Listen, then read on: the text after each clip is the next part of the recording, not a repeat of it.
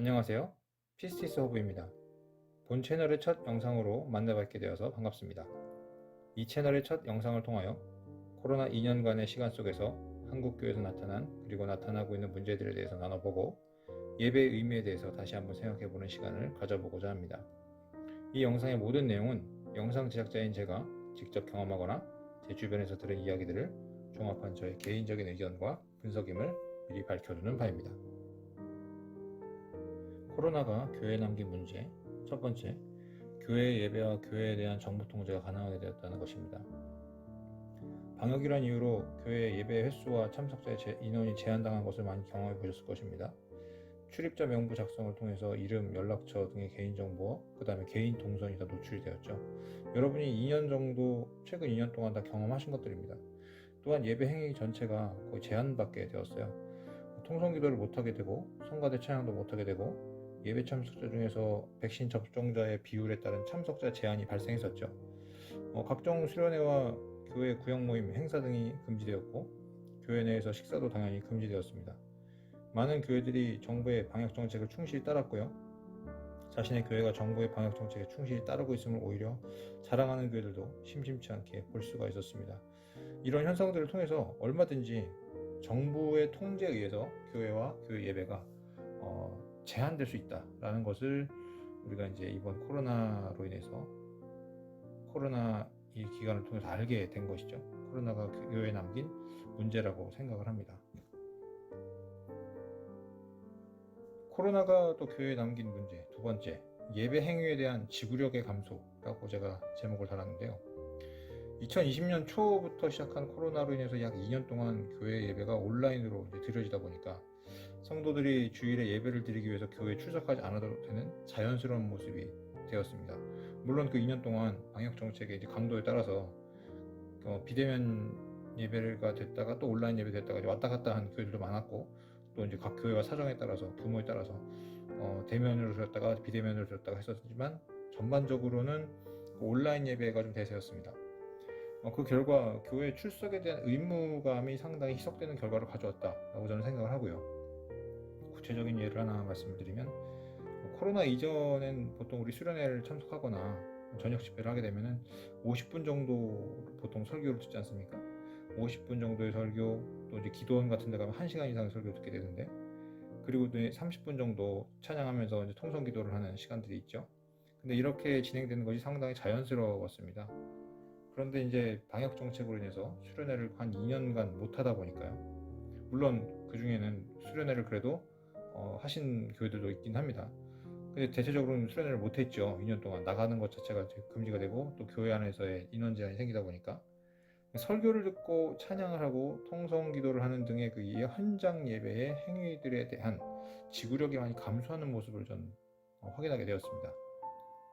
개인적으로 이제 방역 정책이 완화된 올해 2월에 수련회 저녁 집회 때 많은 성도들이 50분 정도의 설교와 30분 정도의 통성 기도를 너무 힘들어하는 모습을 제가 확인하게 되어서 이 코로나가 교회에 남긴 문제 중에 이 성도들의 예배에 대한 예배 액션, 예배 행위에 대한 이 지구력이 감소됐다라는 것을 제 두 번째 문제로 꼽았습니다. 코로나가 교회에 남긴 문제 세 번째, 교회 양극화 심화라고 전 제목을 달았는데요. 코로나 이전에 한국교회 양극화 문제는 항상 심각했습니다. 항상 자주 제기되던 문제였고요. 특별히 이제 막대한 자본과 각 분야의 전문 인력들과 기술들이 집중된 이 대형 교회 대형화에 대해서 지적이 끊임없이 제기되어 왔죠. 그러나 이제 코로나 기간 동안에 거의 2년간 교회들이 이제 비대면 온라인 예배를 대부분 진행을 할 수밖에 없게 되면서 이러한 양극화가 더 심하게 되었다라고 저는 분석을 합니다. 제가 아는 어떤 목사님 얘기를 드려드리자면 그 목사님께서 사역하시는 교회가 한 500명 정도가 모이는 중형 교회입니다. 매주 예배 영상을 유튜브에서 실시간으로 또는 녹화 영상을 올려서 성도들이 시청하도록 했는데, 예배죠. 예배를 위한 시청을 하기로 제공을 했는데, 그 교회 성도들이 유튜브로 예배를 드리다가 유튜브 알고리즘에 의해서 당연히 다른 교회 설교들과 예배들을 쉽게 접하게 되었다고 합니다. 당연한 거죠. 유튜브라는 앱을 여는 순간 프로그램을 시작하는 순간 이제 그와 관련된 많은 영상들이 떠있지 않습니까? 그러다 보니까 자연스럽게 지금 내가 다니고 있는 교회 목사님의 설교와 그 알고리즘에 있었던 좀 주요하게 많이 조회가 되고 추천된 그런 대부분 뭐 대형교회 목사님들의 설교겠죠. 그 설교를 비교하게 됐다는 것이죠. 그러면서 점점 대형교회의 전문적인 설교와 강의들을 자주 접할 수 있게 되어서 주일 온라인 예배를 자신이 다니던 교회 것이 아닌 대형교회 유튜브 채널을 통해서 드리게 되었다고 합니다. 이러한 현상은 주로 30, 40대 또는 50대 중장년층들에서 좀 많이 나타났다고 하는데요. 유튜브가 좀 익숙하신 분들이죠. 또 심각한 문제는 이들이 결국은 어느 순간에 본 교회를 떠나서 자신이 자주 온라인 예배를 드리던 모 대형 교회들로 많이 옮겨갔다라는 그런 증언을 들을 수가 있었습니다. 참으로 좀 어떻게 안타까운 현상이죠. 그래서 코로나가 교회에 남긴 문제 세 번째로 대형 교회의 성도들은 점점 늘어나게 되고 또 이런 중형 규모의 교회의 성도들은 특히 이제 중장년층 혹은 청년층들의 그 이탈이 가속화되어서 교회의 양극화가 심하게 되었다라고 저는 분석하는 것이죠. 앞서 말한 교회 양극화 심화와 연결되는 문제입니다. 코로나가 교회에 남긴 문제 네 번째, 교회 재정의 감소를 줄 수 있죠. 이와 같이 중소형 교회들에서 온라인 예배로 인한 교회를 옮기는 현상들이 많이 일어나면서 대형 교회가 아닌 다른 교회들은 그 헌금 수입이 줄어들어서 재정이 어려워지는 현상이 발생하게 되었습니다. 물론 대형 교회들도 이제 헌금이 줄 수 있겠죠. 교회를 일단 나오지 않게 되니까 사람들이 교회들이 재정이 어려워지면요 예배와 교회 운영을 위한 경비가 당연히 줄어들 수밖에 없게 됩니다. 또한 교회에서 사역하시는 목사님들의 사례금, 월급에 해당된다고 보시면 돼요. 이 사례금이 줄어들게 됩니다. 어떤 교회는 코로나 2년간 교회의 승합차를 매각하는 사태까지 발생했다는 이야기를 들은 적이 있습니다. 코로나 첫 1년 정도 지나고 나서부터 좀 많이 힘든 교회들이 많이 목격이 됐었거든요. 교회 차를 팔아버린다든지 그 다음에 뭐 교회에 좀 불필요하다 생각되거나 좀 필수적이지 않다고 생각하는 것들을 이제 예산을 삭감하거나 버리는, 매각하는 그런 일들이 좀 많이 목격되었습니다. 들리는 얘기도 많았고요. 심한 경우는 정리해고 같은 개념으로 교회에서 사역하는 목사님들의 수를 줄이는 교회들도 많았다고 합니다. 특별히 이제 교육부에 해당하는 영아 유치부, 아동부, 초등부, 중등부, 고등부, 청년부 교육을 담당하는 파트타임 사역자들의 채용을 줄이게 되면서 교육부서 및 주일학교 통폐합이 이루어졌다고 합니다. 예를 들어서 영유아 유치부를 하나로 만들고 아동부, 초등부를 이제 하나로 만들고 중등부와 고등부를 합쳐서 이제 한 부서로 만들고 이런 식으로 교육부를 통폐합을 해서 구조조정을 한 거죠. 어떻게 보면은 그 교회에서 주는 예산으로 이제 사례금을 받는 목사도 채용을 줄이면서 좀 구조조정을 하는 그런 현상들이 많이 발생했다고 합니다. 근데 결과적으로 이런 문제는 결국 교회 다음 세대의 교육의 질에 좋지 않은 영향을 주게 됩니다. 모두들 예상하시다시피 그렇게 되면 당연히 자녀들을 주일학교에 보내던 학부모들은 자녀의 신앙 교육을 위해서 신앙 교육 프로그램이 잘 갖춰진 대형 교회로 옮기는 것을 진지하게 고민하게 되고 이는 결국 교회의 양극화 문제를 더욱 심화시키는 결과로 이어지는 악순환이 반복된다고 생각을 하거든요. 특히 이제 코로나 사태 2년간 신도수 100명 미만의 소형 교회 및 개척교회 재정 상황은 많이 악화된 것으로 보이고 있습니다. 교회가 문을 닫는 안타까운 상황도 많이 보게 됐습니다.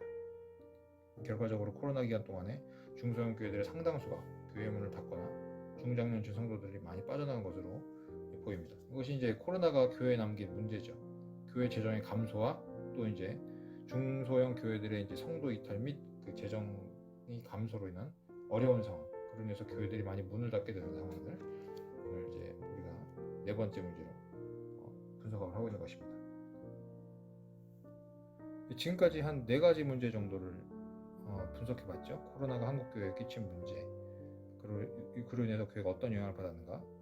그러면 이제 주제를 바꿔서 그럼 이제 이 교회가 이 코로나 바이러스가 점점 방역 정책이 완화가 되고 있지 않습니까?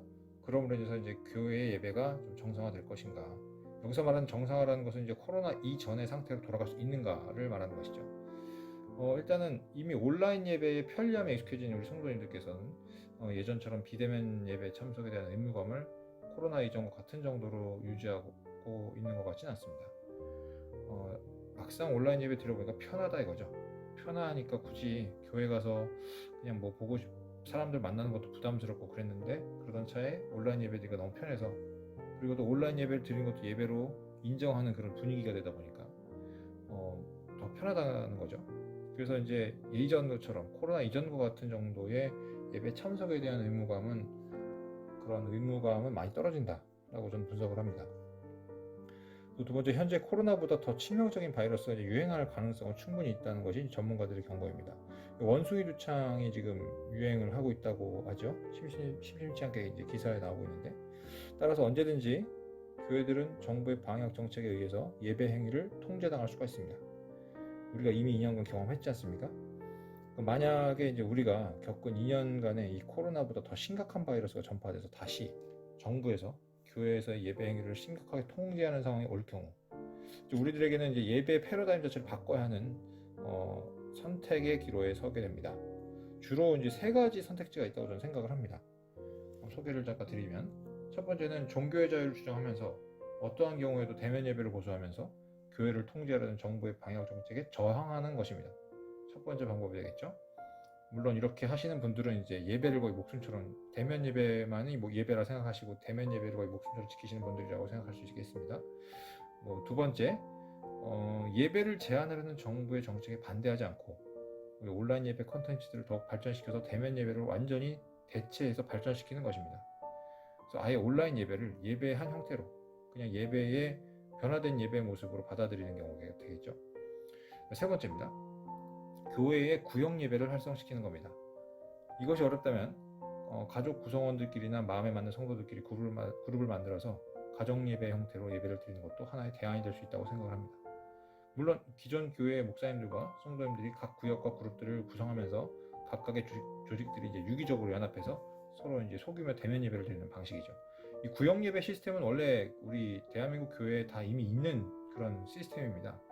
그래서 그 교회들마다 다르겠지만 제가 아는 교회들은 보통 금요일날 오후 점심시간을 이용해서 구역별로 이제 구역장님을 중심으로 모여갖고 3, 4모 모여서 예배를 드리고 또 서로 나누고, 또 구역 예배 헌금도 서로 걷어서 또 이 구역 예배 드린 것들에 대해서 이제 교회에 이제 보고를 하고, 이런 식으로 해서 조직적으로 이루어졌었거든요.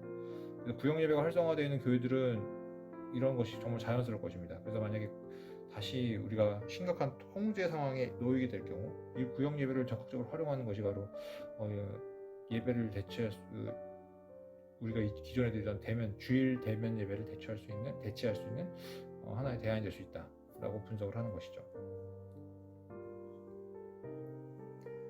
지금까지 코로나가 한국 교회에 남긴 문제점들에 대해서 나눴고, 이제 과연 예배가 정상화될 것인가, 여기서 말하는 정상화는 이제 코로나 이전과 같은 형태의 예배 행위, 예배 장소에 대한 부분, 이런 걸 얘기하는 것이죠. 그런데 이제는 예배 장소에 대해서 우리가 하나님의 말씀으로 돌아가서 하나님께서는 말씀을 통해서 어떻게 얘기하고 계시는지를 한번 알아보고자 합니다. 요즘같이 감염병이 유행하는 시기에 교회 예배가 대면 예배에서 비대면 온라인 예배로 변해가고, 예배의 방법과 장소, 시간 및 형태에 대한 다양한 논의와 아이디어들이 나오는 상황에서 우리가 깊이 새겨봐야 될 말씀이 있다고 생각을 합니다. 그것은 바로 요한복음 4장 20절에서 24절의 말씀입니다. 제가 읽도록 하겠습니다. 우리 조상들은 이 산에서 예배하였는데 당신들의 말은 예배할 곳이 예루살렘에 있다 하더이다. 예수께서 이르시되 여자여 내 말을 믿으라. 이 산에서도 말고 예루살렘에서도 말고 너희가 아버지께 예배할 때가 이르리라. 너희는 알지 못하는 것을 예배하고 우리는 아는 것을 예배하노니 이는 구원이 유대인에게서 남이라. 아버지께 참되게 예배하는 자들은 영과 진리로 예배할 때가 오나니 곧 이때라. 아버지께서는 자기에게 이렇게 예배하는 자들을 찾으시느니라. 하나님은 영이시니 예배하는 자가 영과 진리로 예배할지니라. 요한복음 4장에는 사마리아 여인이 나옵니다. 당시 유대인들과 사마리아인은 서로 사이가 좋지 않았습니다. 유대인들은 사마리아인들을 차별했고 사람 취급을 하지 않았죠. 따라서 유대인들은 예루살렘에 있는 그 여호와의 성전에서 하나님을 예배했고요. 사마리아인들은 자신들의 조상들의 전통대로 그리심산에서 예배를 드렸습니다. 이 여인은 하나님을 섬기는 신앙에 대해서는 진지했던 것 같습니다. 이 사마리아 여인이 예수님을 만나서 이야기를 나누는 중에 예배드리는 장소에 대한 이야기를 나누게 되는데요. 이 부분에 대해서 사마리아 여인은 예수님에게 과연 어디서 예배를 드려야 하느냐 질문을 하였고, 이에 대한 예수님의 답변은 방금 읽으신 요한복음 4장 20절에서 24절의 말씀입니다. 특히 23절에서 24절이 중요합니다. 23절을 보시면 하나님께서는 당신을 참되게 예배하는 자들을 찾으신답니다. 그런 예배자들은 어떤 예배자들이냐? 영과 진리로 예배를 드리는 자라고 합니다. 여기서 영은 헬라어로 푸뇰하고 영어로 스피릿이죠. 진리는 헬라어로 알레세이아입니다. 그리고 영어로 트루스이죠. 영과 진리의 연결은 진정한 예배의 필수적인 것이라는 말씀입니다. 하나님께서는 당신과 교제하고 조율하여 맞추는 예배자들을 원하신다는 것입니다. 다시 말해서 하나님께서 원하시는 예배를 드리는 자들을 하나님께서 찾으시고 그 예배 방법은 바로 영과 진리라는 것이죠. 24절을 보시면 하나님께서는 영이시라고 합니다. 여기서 영은 헬라어로 푸뉴마라고 말씀을 드렸죠. 물질적인 존재가 아니시란 말씀이에요. 그래서 하나님을 어떤 모습으로나 형상으로나 만들고 그것을 경배하면 우상숭배가 되는 것입니다. 하나님은 영적인 존재이시기 때문에, 영이시기 때문에 우리가 보는 물질적인 존재가 아닙니다. 그래서 이 말씀의 뜻은 하나님께서는 초월적인 존재로서 초자연적인 존재라는 뜻입니다. 따라서 하나님께서는 영이시기 때문에 하나님을 예배하는 우리는 당연히 영과 진리로 예배를 드려야 된다는 것이죠. 따라서 하나님을 예배하는 장소에 대해서 논할 때 영적인 존재이신 하나님을 예배할 때는 물질적인 장소의 문제가 아니라 영적인 문제로 접근해야 한다는 것입니다. 하나님을 예배하는 우리 성도들은 우리의 마음의 중심으로부터 하나님과 교제하기 원하고 그분을 찬양하고 높이고 사랑하고 만나기 원하는 마음으로 예배를 드려야 한다는 것이죠. 그러한 예배를 드릴 때 하나님과 내가 영으로 서로 연결이 되고 교제가 일어나고 하나님께서 받으시는 예배가 올려지는 것입니다. 예배의 장소는 이러한 예배가 온전히 잘 드려지도록 좋은 환경을 제공한다는 측면에서 의미가 있는 것이죠. 보통 이러한 장소는 교회가 되겠죠. 이 세상에 존재하는 건축물 중에서 교회만큼 하나님을 예배하기에 적합한 장소는 또 없을 것입니다. 그러나 이번 코로나 사태와 같이 교회에 나가지 못해서 온라인 예배를 드려야 되는 경우 우리는 예배의 본질적인 의미를 더 깊이 새겨서 하나님께서 찾으시는 영적인 예배에 집중해야 되겠습니다. 장소의 문제가 아니라 하나님을 대하는 우리의 중심의 문제인 것입니다. 우리가 하나님께서 원하시는 예배, 그리고 하나님께서 찾으시는 예배자가 바로 우리가 되기를 주님의 이름으로 축복합니다. 지금까지 피스티스 허브였습니다. 감사합니다.